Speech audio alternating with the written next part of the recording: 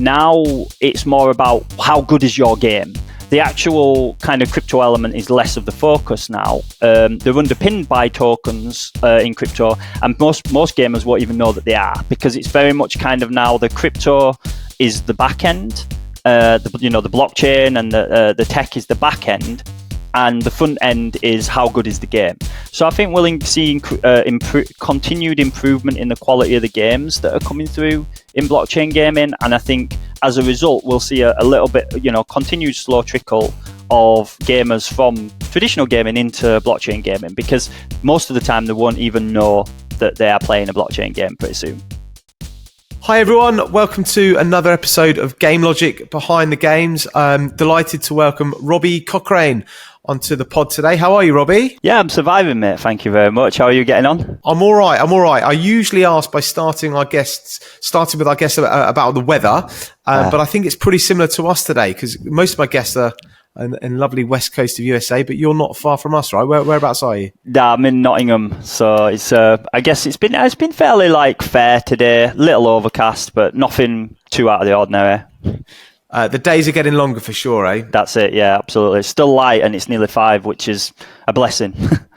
Fantastic. So Robbie, part of the reason we record this pod is to hopefully give a little bit more of an insight into some of the things that happen in the gaming industry, right? So we're talking to lots of people that have lots of different roles within the industry, and yours is a fascinating journey. And one of the things I'm really interested in hearing about, by the way, is, you studied for a PGC at Nottingham, the teacher's qualification for those that are unaware, and then ended up founding a blockchain gaming company, right? So amazing journey. Tell us more about it.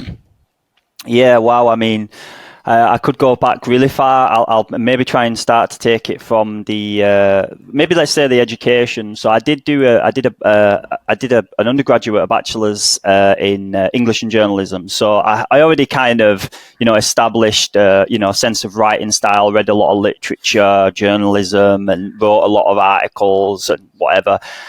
Went into what most people do.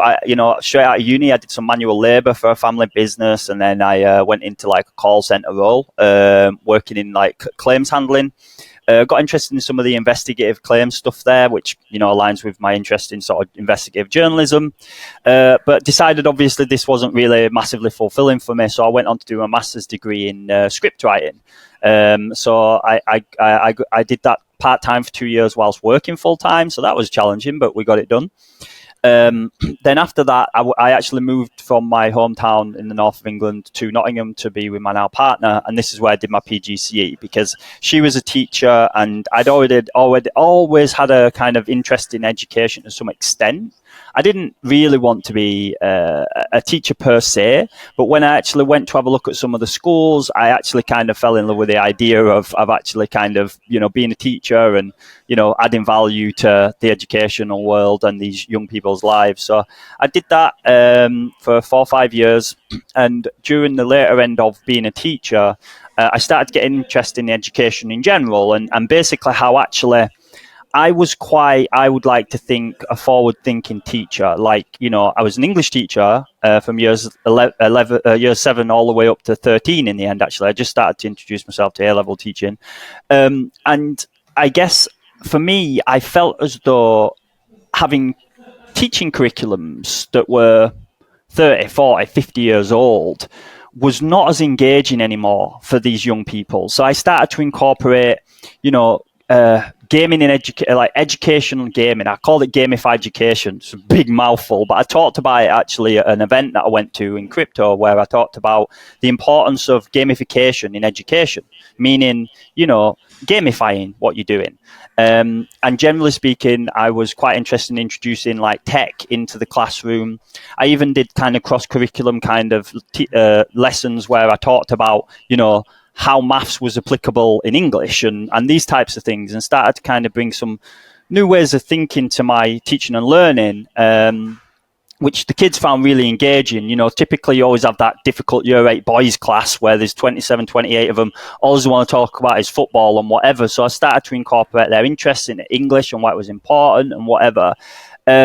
long story short, in and around 2017, as a result of this interest, I started to kind of investigate kind of new models of teaching and tech in teaching, and I kind of stumbled into blockchain. So blockchain, as we know it, people know associated with Bitcoin and whatever else. But I actually found a project called Decentraland. And Decentraland was arguably the first decentralized metaverse. And what they were doing is they were creating a virtual world, and part of that virtual world was what they called Decentraland University. So virtual learning inside the metaverse, and this really piqued my interest. So that's how I originally kind of fell into this realm. And I was speaking with the leader of Decentraland University. He still is the leader there. And obviously he learned that I was a teacher and had an interest in tech, and he started to speak to me about deployment of educational content, within Decentraland University, the different kind of tools that they would need in order to facilitate learning inside a decentralized environment. So I did some kind of totally unpaid consultancy work there, got deeper down the rabbit hole. And then I think after a year of kind of doing a bit of that and obviously still teaching, I met my previous partner who was interested in blockchain gaming. And I also was interested in blockchain gaming because I'm passionate about gaming. And I'd already kind of found blockchain gaming as a result of the tie from Decentraland University. So what happened then was basically, essentially, I suggested that the blockchain gaming for me was going to be the next big disruptive thing in gaming. This was in 2018. And the reason that I felt that was because it had the ability to disrupt traditional gaming models around centralized control, monetization. And I'd already kind of encountered that with Counter-Strike Global Offensive, where it's like, why can't I freely and easily buy and sell my skins here? World of Warcraft. Well, if I farm 800,000 gold, why can't I sell my gold for? And I learned that the reasons I couldn't do that is because, these organizations wanted to keep control of it, whether it's be for regulation or because they want to keep the value in the ecosystem. And but what I found was blockchain gaming was super early. And the problem was that what was happening is you had people super focused on creating new economies in blockchain games, but not focusing on the quality of the game or how to onboard traditional gamers into that space. So what I then decided to do is I basically came up with the idea of gamifying the onboarding process for normal gamers into blockchain gaming. And we did that through the creation of essentially what was quite new then, which is world building, so storytelling. And this is where my affinity for teaching and learning and also storytelling came into play. We built this world where we gamified the experience for traditional gamers coming across into Web3. And that's where essentially Chain Guardians came in. And this went on to be obviously quite a successful business from there. And that's essentially how my journey led me to being a founder of the blockchain company.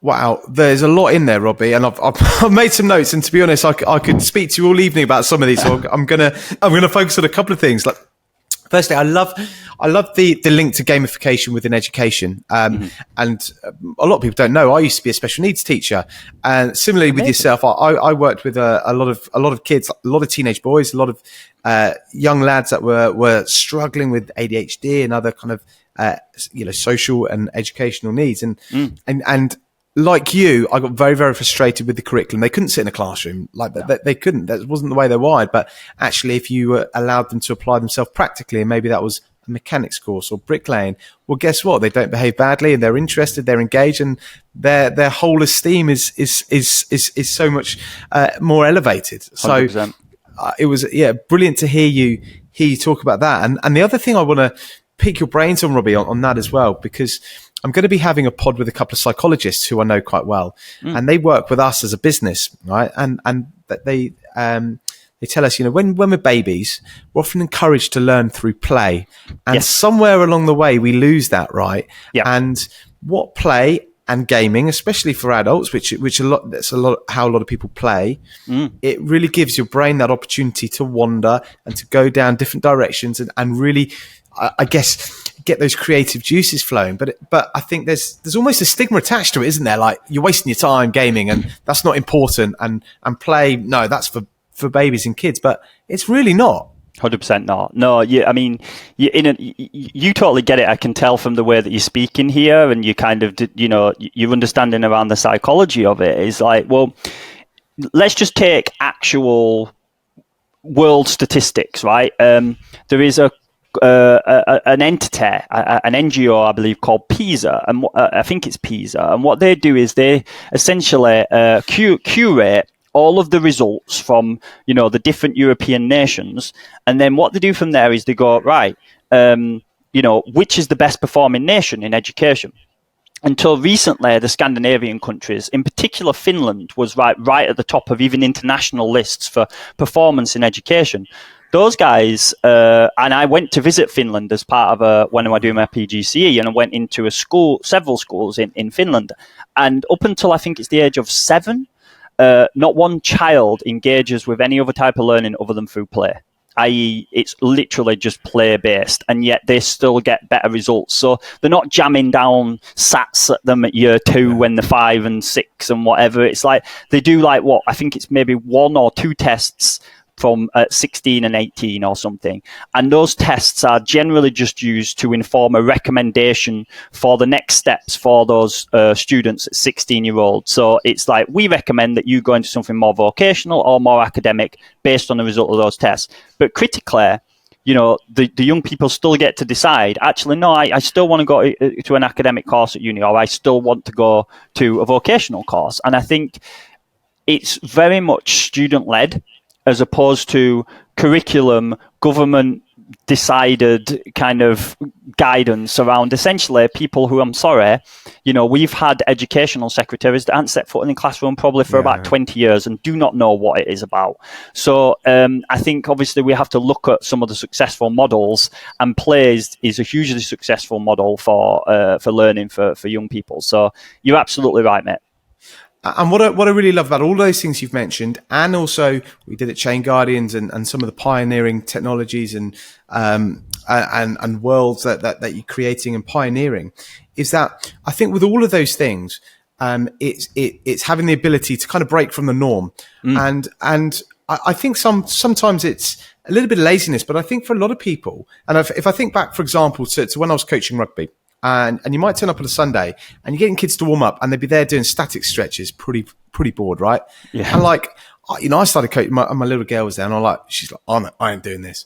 And it really got me thinking. I'm thinking, well, why do people do it like that? Because it's the way they've always done it. Yeah. So next week we came and say, right, we're playing The Floor is Lava. And you think, what do you want them to do to warm up? Like, you want to get them, the floor is lava. And guess what?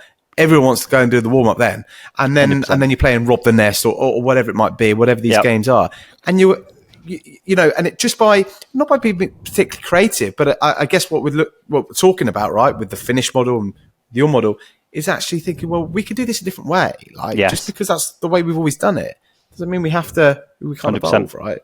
Yeah. So that's why I'll be honest, I was so keen to get you on the pod today, because I love the fact that you are doing something a little bit different, and I don't think there's enough of that in the world.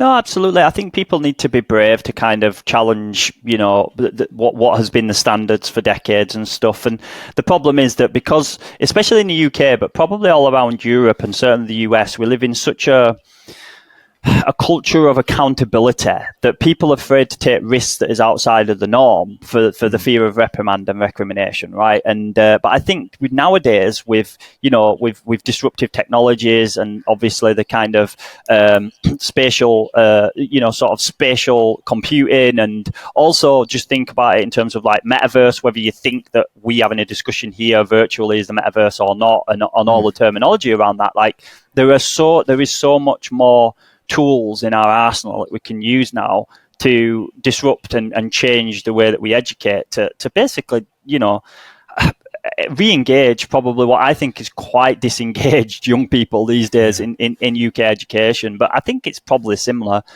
around large parts around the world. And this does kind of lead into, Neolyfe in itself is that, for me, education and the disruption of education through the metaverse is really right for the taking. And I think it offers so much opportunity for it. So, yeah, it all kind of feeds into that. And you're absolutely right. I think it's critical that we think about ways to gamify our educational system, definitely. Yeah, absolutely. And that's a really nice segue into the next discussion point, if that's all right, i.e. what you're doing now, Robbie. So you currently founder at Neolyfe. I mean, according to your LinkedIn, founded in October, but are you able to tell us more about that? I'm sure there's probably some things you can't share, but what is Neolyfe and what's your role within that?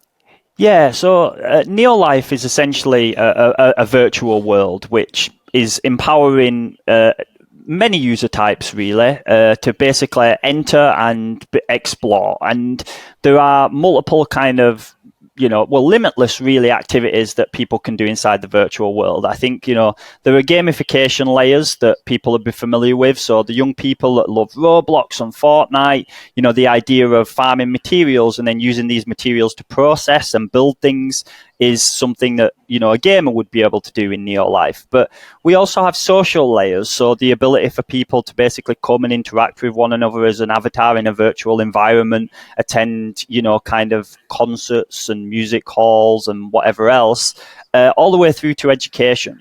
We will have virtual classrooms, seminar rooms, and immersive experiences which essentially allow people to consume educational content in ways that has never been possible before. And I think if any of you saw the Meta adverts, obviously Mark Zuckerberg and Meta jumped headfirst into the metaverse and then realized, hang on a minute, we're very early here and we're having a lot of difficulties.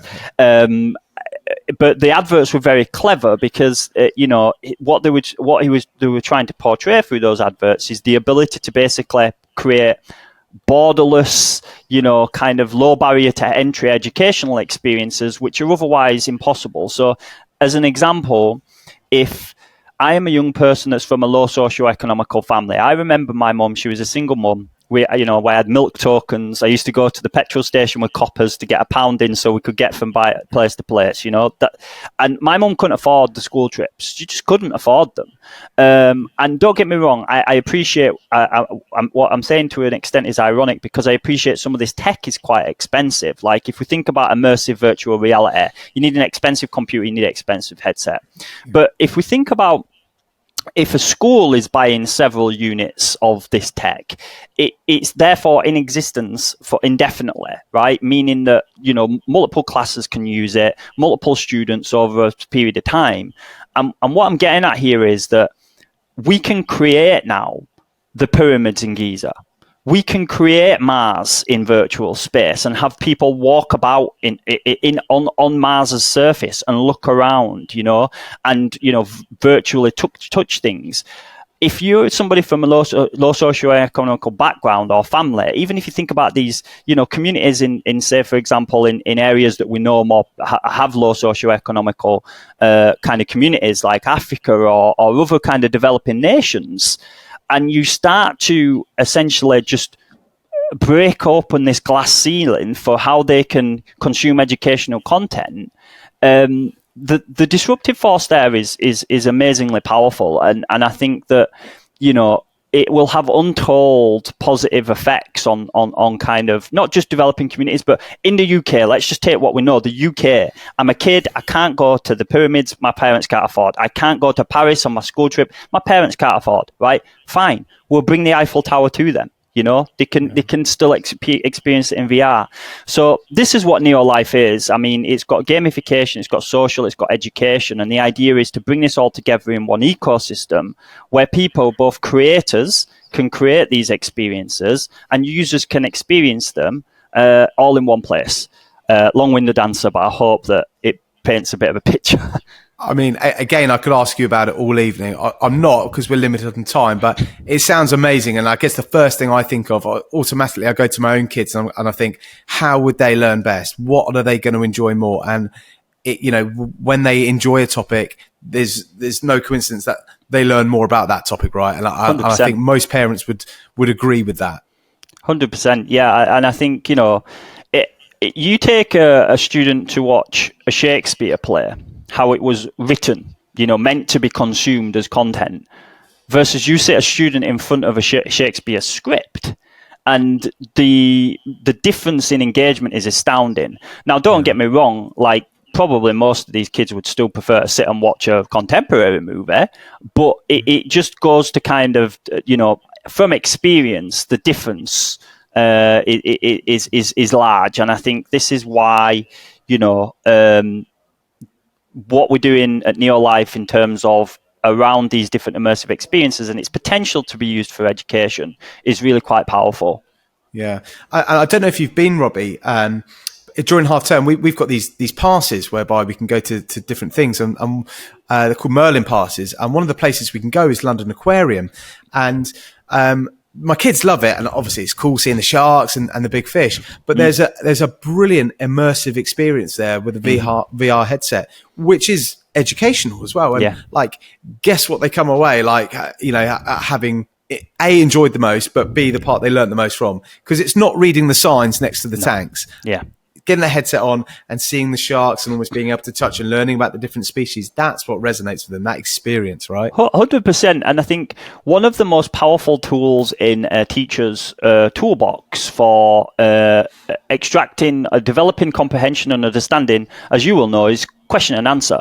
Now, you ask a kid to sit there and read the sign and then ask them questions about that sign, probably not going to do that great. You stick a VR headset on and then ask them questions about what they saw and whatever in the VR and what they therefore learned, the comprehension levels would be night and day, Yeah, so absolutely.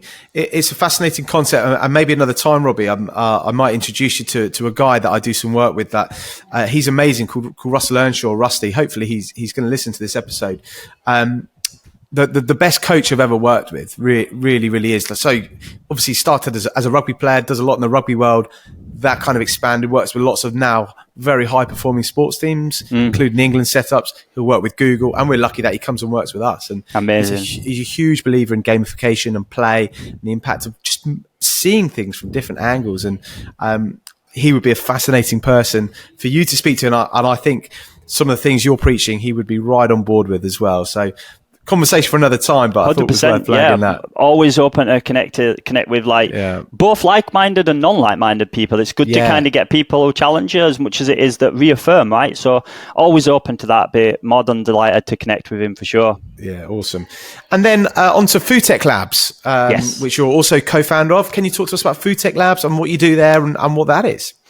Yeah, absolutely. So Food Tech Labs is essentially a business that we develop, which is for software development services, effectively, both for kind of our partners' businesses. Obviously, it makes sense from what we're doing as well in terms of our network. We have a wide network at this point. We're capable of doing more or less anything in the tech space for clients. So, as a result of my background now and also my partner's background, we are able to kind of develop mobile apps, web applications.